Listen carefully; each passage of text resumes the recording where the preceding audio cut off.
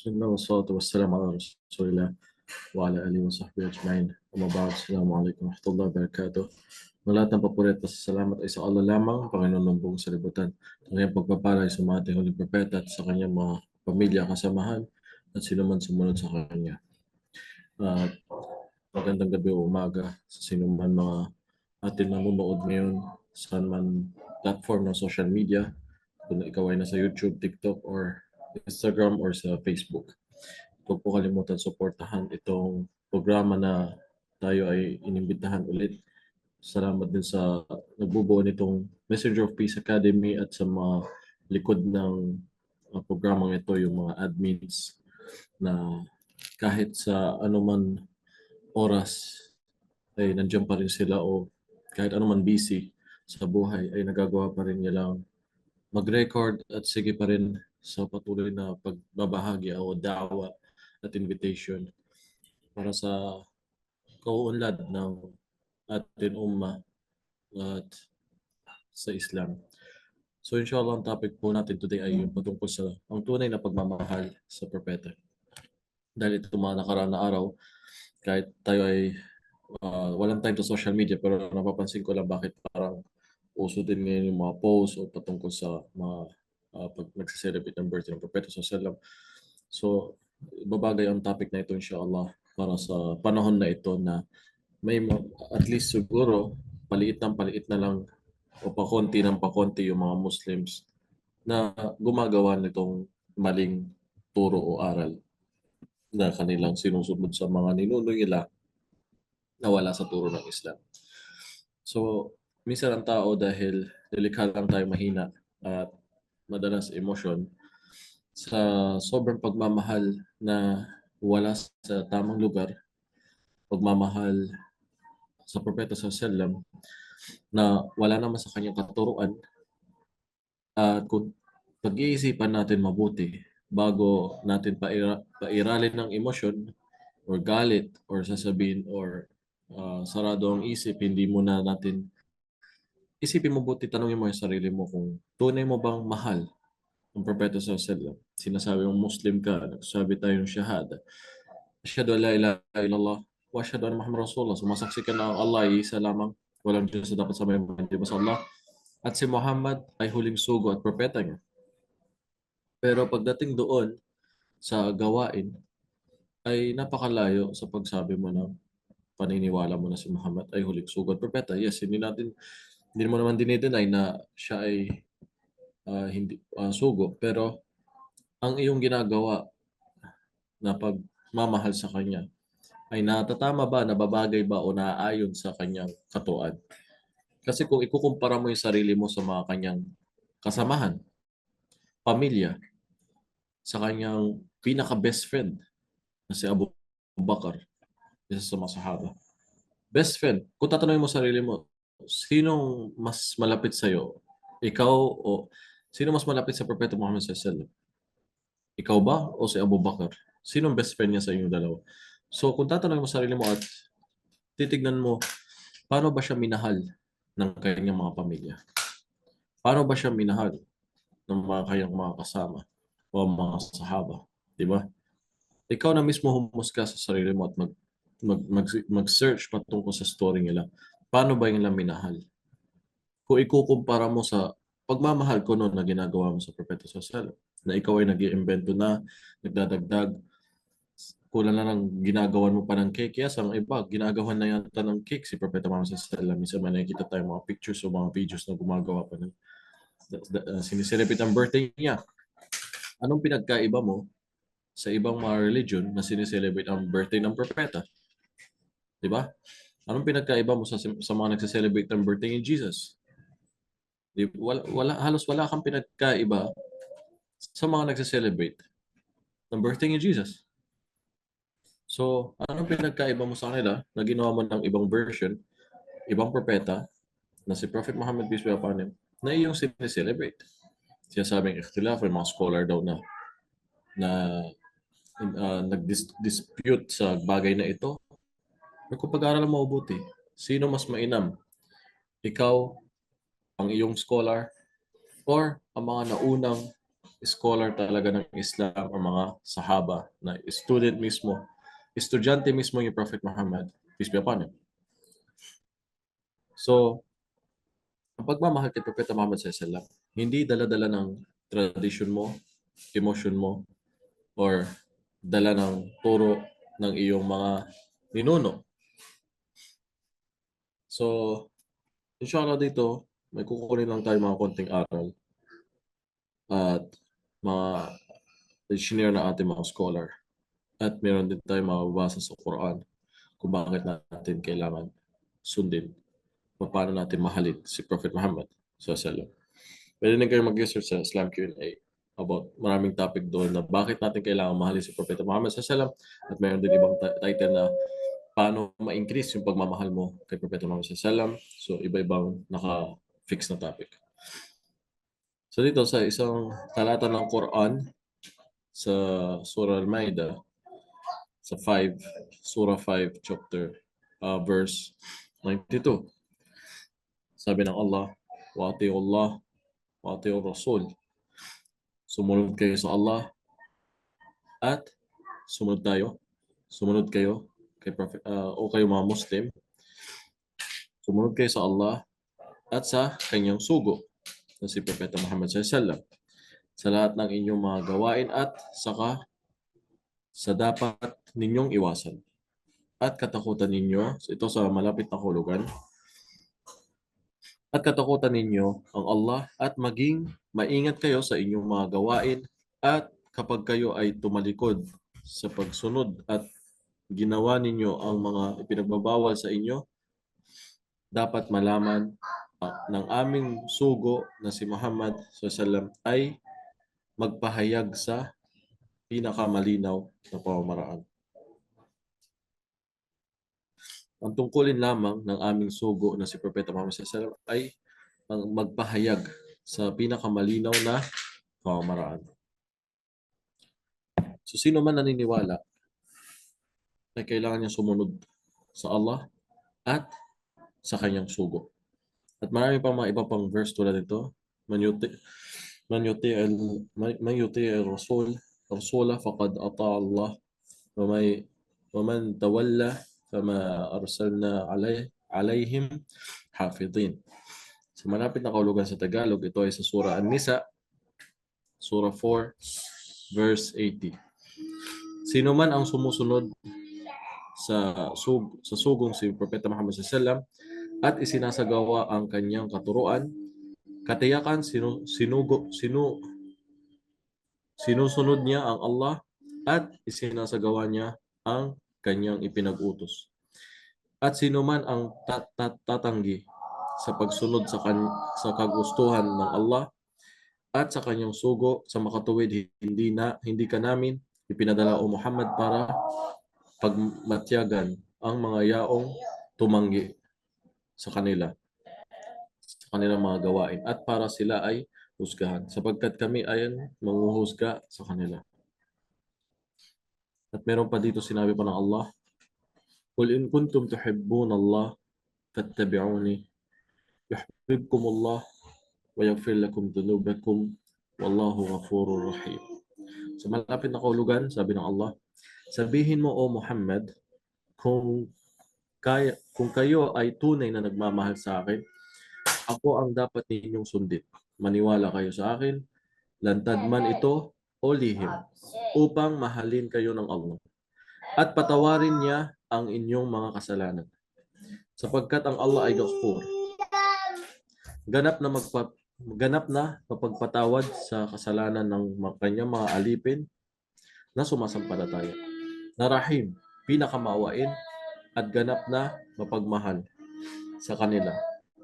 Ang talatang ito ng dakilang Quran ay nagpapatunay na ang sino mang nag-aangkin ng pagmamahal sa Allah, subalit hindi naman siya sumusunod sa kanya, propeta na si Muhammad sallallahu alaihi wasallam, ng tamang pamamaraan ng pagsunod sa kanya, sa kanyang mga ipinag-uutos at ipinagbabawal. Sa makatuwid, siya ay sinungaling sa kanyang pag-aangkin hanggang hindi niya sinusunod ang sugo ng Allah sa tamang pamamaraan ng pagsunod. So sana po malinaw yung pasensya na sa akin pagbasa pero nilagyan na din ng explanation dito, tapos yun sa Tagalog. At ating maunawaan, marami tayong makikita ngayon itong mga tao, sinasabi lang naniniwala sila sa sugod, sa Propeta Muhammad sallallahu alaihi wasallam. Muslim sila. Pag sabihin mo sa kanila kumain sila ng baboy, magagalit, baka ikaw pa ay kung ano pa magawa sa'yo masama. Pero pag may sinabi kang ito ay bawal, ito ay bida, ito ay hindi naman ginawa yung Propeta Muhammad sallallahu alaihi wasallam, ito ay pagdadagdag sa Islam, magagalit din. So, ano ba talaga gusto niya sa pagsunod sa Islam? O paano niya nagagawang maging Muslim kung ayaw din naman niya sumunod, hindi siya naniniwala sa turo ng Propeta Muhammad sallallahu alaihi wasallam. Hindi umiiwas sa mga shirk, sa mga pamahiin, sa mga antik-antik, mga agimat na ipinagbawal ng propeta pero matigas ang ulo. Di ba? Karamihan daw, lalo yung mga matatanda sa atin daw, na talagang mas sinusunod yung nakagisnan daw or yung ginagawa daw ng kanilang mga ninuno. So, kung isipin yun, di ba?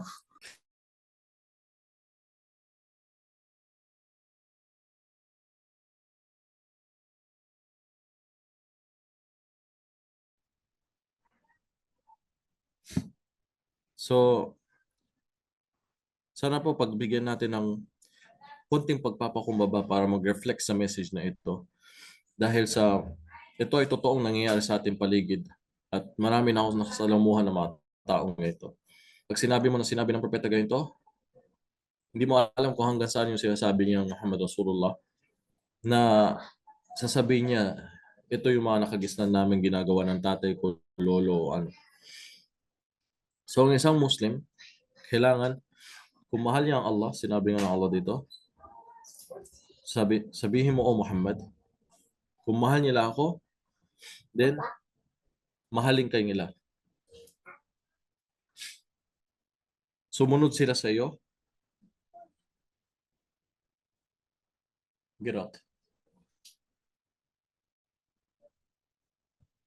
سكر الباب.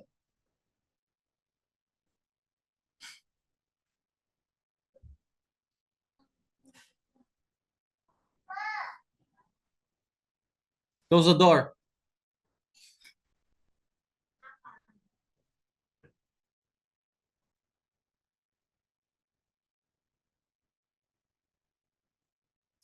Kasi siya magugulo yung mga bata sa harap ko na nawawala ako.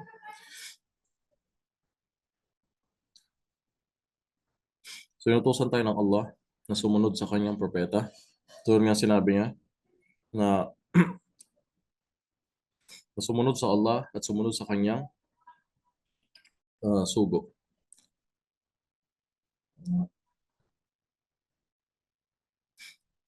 At sino man umiwas sa kanyang sugo,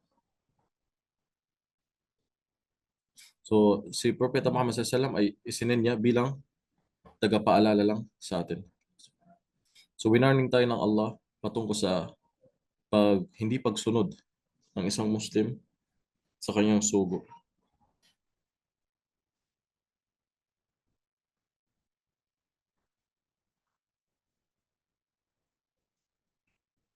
At ang isang Muslim ay hindi magiging kompleto ang pananampalataya niya hanggat mahalin niya si Propeta Muhammad SAW.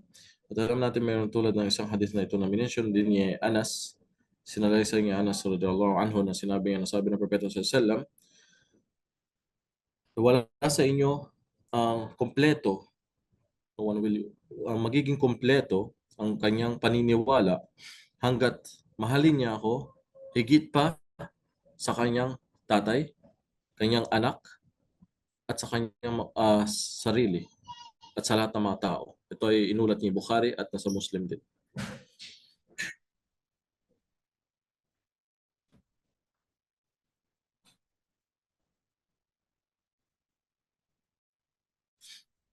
So mayroon isang scholar din si Sheikh al-Islam Ibn Taymiyyah na sinabi din niya yung reason na bakit obligado sa atin na mahalin si Propeta Muhammad sallallahu alaihi wasallam.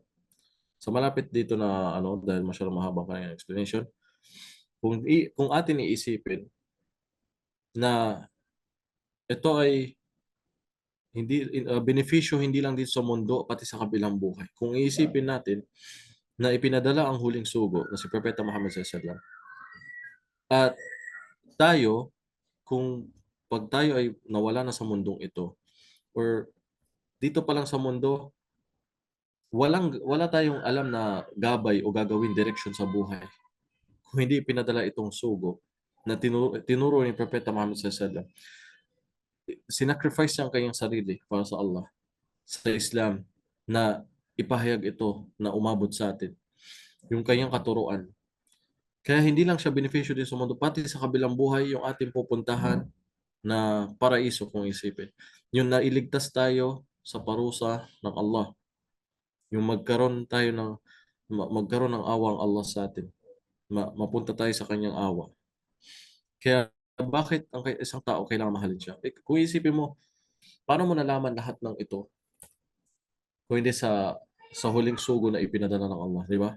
Paano mo nalaman patungkol sa paraiso, sa gabay, sa pagsamba lamang sa isang Diyos ng Allah lamang?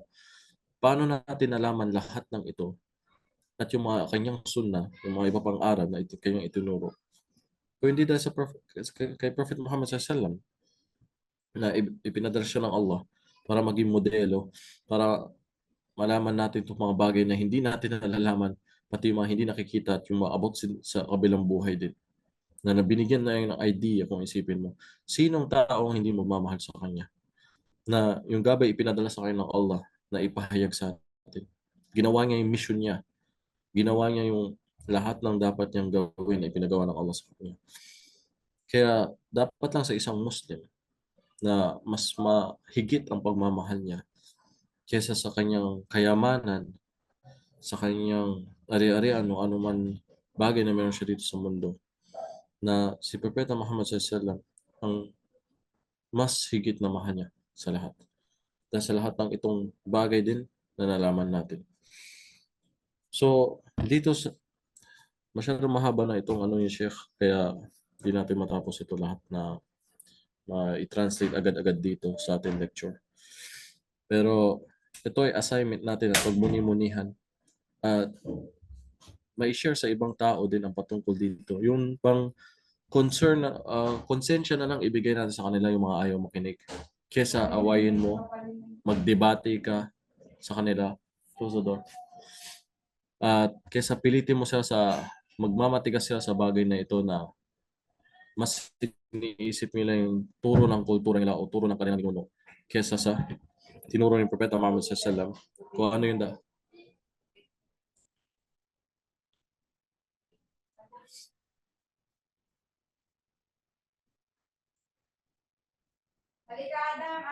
door. Nakikita yung background, kukunin ko yung veggie. Hindi.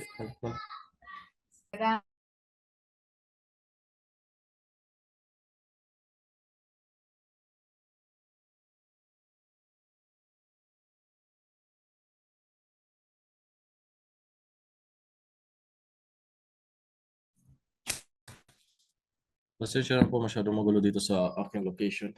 Kung may mga katanungan po kayo, pwede po kayo mag-type dito yung mga babae. At kung may mga lalaki naman na pwede po kayo mag-open ng mic. Pasensya na po wala yung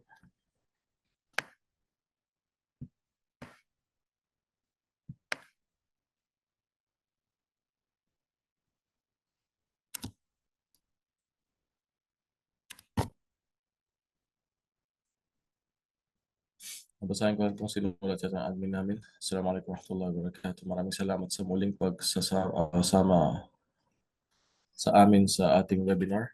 Maaari po tayo magtanong pagkatapos ng ating lecture. Para sa mga sister ay mag-chat lamang sa chat box at ating mga katanungan. Sa mga brothers ay mag-raise ng kamay. Jazakallah khair. Follow ang kanilang Facebook. Ito po yung link. Magsisimula na muli ang ating registration sa batch para sa batch 6. Mag-register dito. Ito po yung link ng Messenger Peace Academy. So maraming salamat sa mga nag-join sa ating lecture. Sana sa katiting lang na paalala ay may makuha tayong konting aral dito sa tunay na pagmamahal kay Propeta Muhammad SAW. Sapat ng ebidensya makita natin kanilang kanyang mga kasamahan, pamilya. Si Aisha, pinakamahal ni Propeta Muhammad SAW. At si Abu Bakar, ang best friend niya. Si Omar, si Ali, si Uthman. No? Ang son-in-law ni Propeta Muhammad SAW. Halos dalawa sa anak ni Propeta Muhammad SAW ang napangasawa niya. So doon tayo kumuha ng aral kung paano ba nila minahal si Propeta Muhammad SAW. May sinelebrate ba sila sa panganakan nito?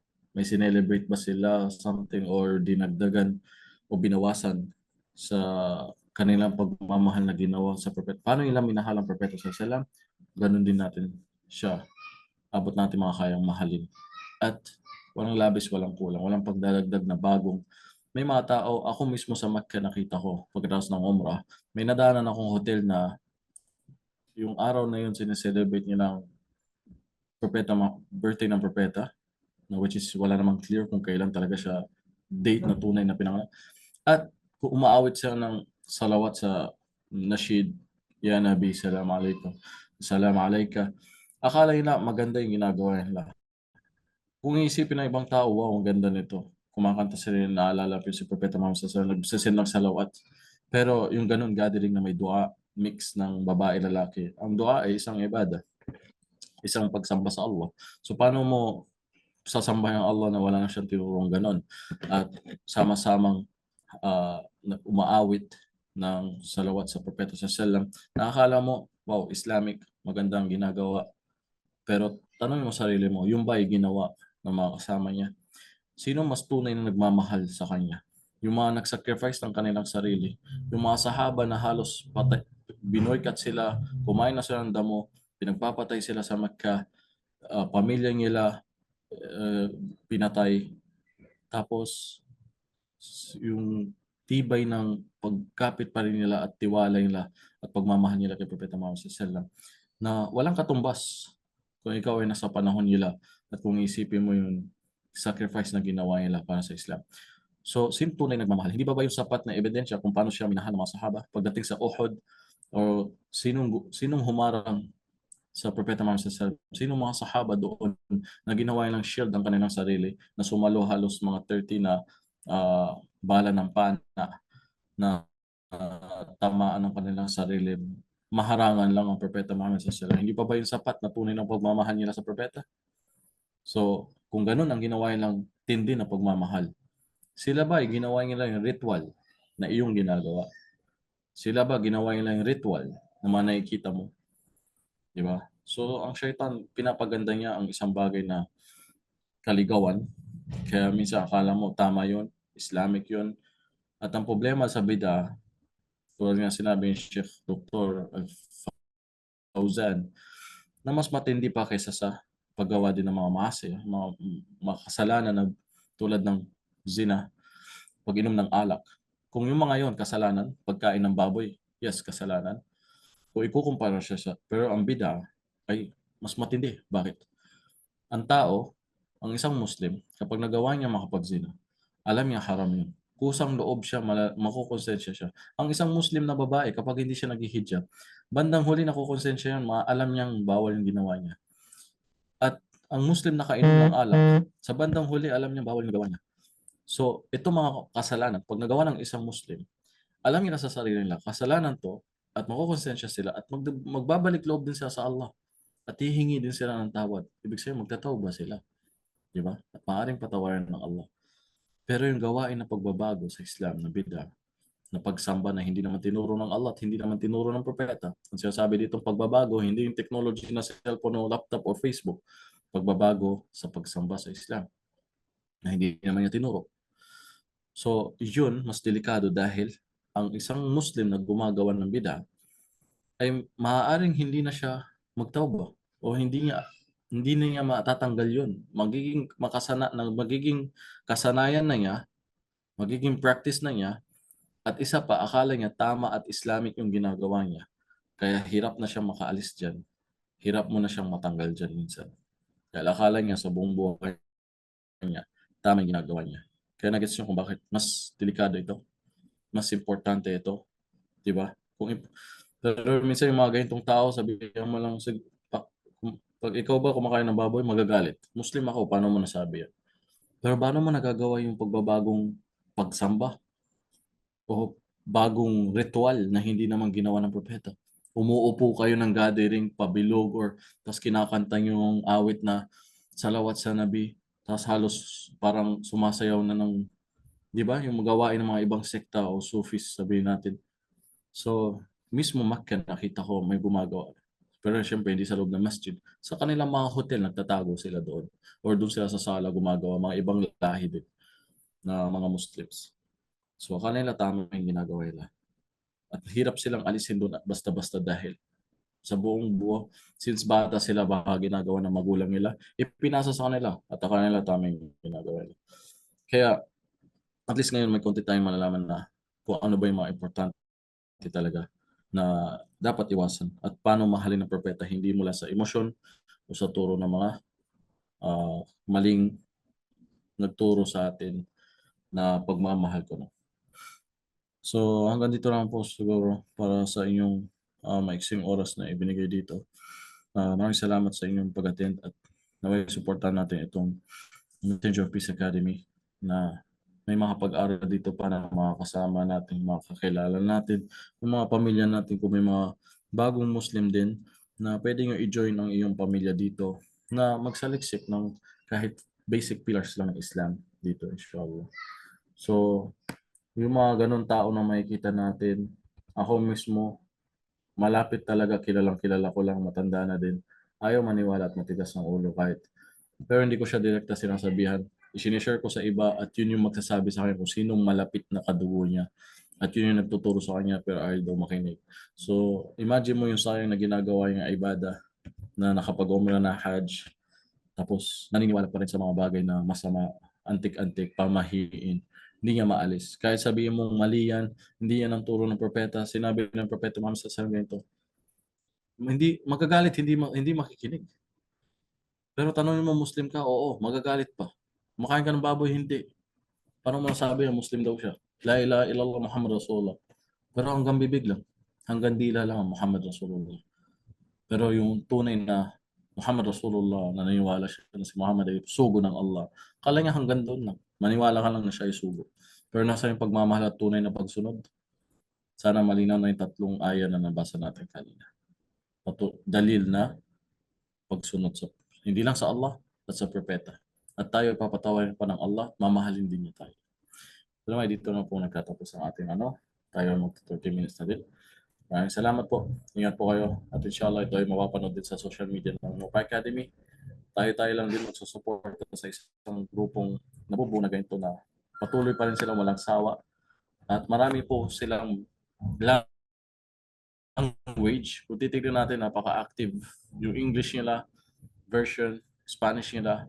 So, Pilipino, sino pa bang magtutulungan kung hindi tayo mga Muslims na Pilipino? Naabot ng ating mga kaya, kahit kami may pagkukulang, ako mismo pagkukulang kahit kasama na ako dito sa programang ito. Dahil sa ating mga gawain, makamundong bagay at busy sa buhay. Pero wala nang ibang magtutulungan kung hindi tayo din mga Pilipino. Kung nakikita sa ibang version, yung MOPA Academy na English at MOPA Academy na Spanish at iba pang language, napaka-active nila. Subhanallah. Sila nagtutulungan, videos nila, posts nila, social media nila. Tayo Filipino, hindi ko alam. Pagdating lang siguro sa chismis sa mga bagay na trending, mashallah, ang galing. Nandun tayo masipag talaga sa pagkalat ng mga mali ng ibang tao, mali ng ibang Muslim.